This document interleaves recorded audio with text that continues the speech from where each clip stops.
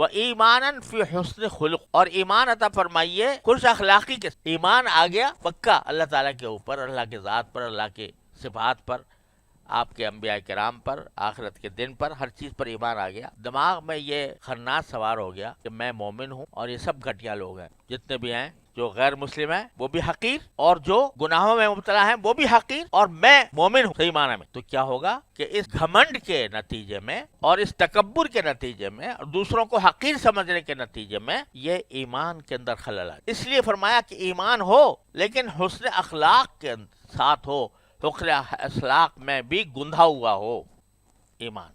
اللہ کے کسی بھی بندے کو حقیر نہ سمجھو، اپنے آپ کو کسی سے بھی بڑا نہ سمجھو، اپنے آپ کو کسی سے افضل نہ سمجھو. تو اس لیے ایمان آ گیا الحمدللہ، اللہ کا شکر ہے، لیکن اس کے ساتھ دوسرے لوگوں کی تحقیر آ گئی، اور تحقیر کی وجہ سے ان کے ساتھ میرا رویہ خراب ہو گیا. میں ان کے ساتھ تلخی کرنے لگا، میں ان کی توہین کرنے لگا، میں ان کو برا بھلا کہنے لگا، یا برا بھلا کم از کم دماغ میں سمجھنے لگا. تو کیا ہوا؟ ایمان جو تھا اس کا صحیح استعمال نہ ہوا.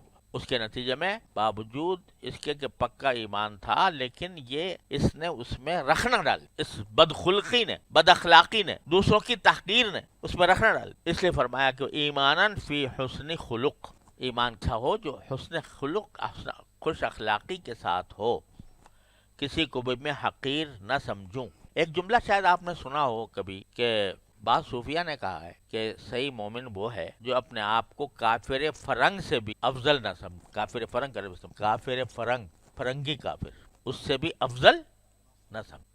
یہ کیا بات ہو گئی؟ کافر ہے، فرنگی، اس سے بھی اپنے آپ کو افضل نہ سمجھے. ایک تو اس لحاظ سے جیسے میں نے پہلے بھی عرض کیا تھا کہ اپنے بارے میں دماغ میں یہ تصور لانا کہ بھئی میں کوئی بڑی چیز ہوں، یہ کسی بھی حالت میں اللہ تبارک و تعالیٰ کو پسند. حقیقت انسان کی کیا ہے؟ ایک گندا قطرہ تھا، اس کو اللہ تعالیٰ نے کہاں سے کہاں پہنچا دیا. تو اس لیے ایک تو یہ وجہ ہے کہ بھئی جب میں گندگی سے میری پیدائش ہوئی ہے تو میں کیسے کہوں کہ بھئی وہ بھی گندگی سے پیدا ہوا تو اسے افضل کیسے ہوگا؟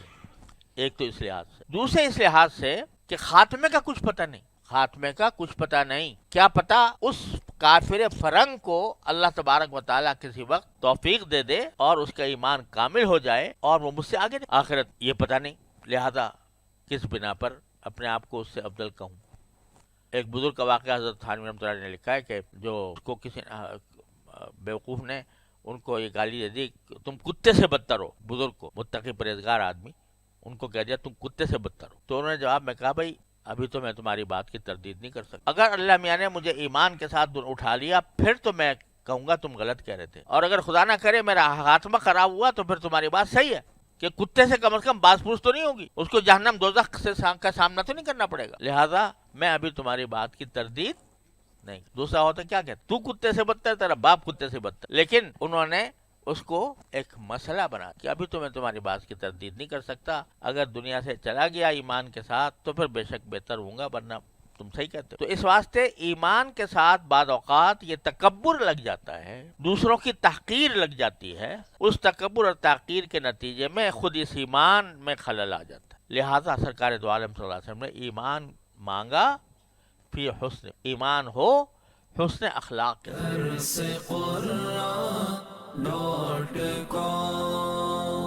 www.darsequran.com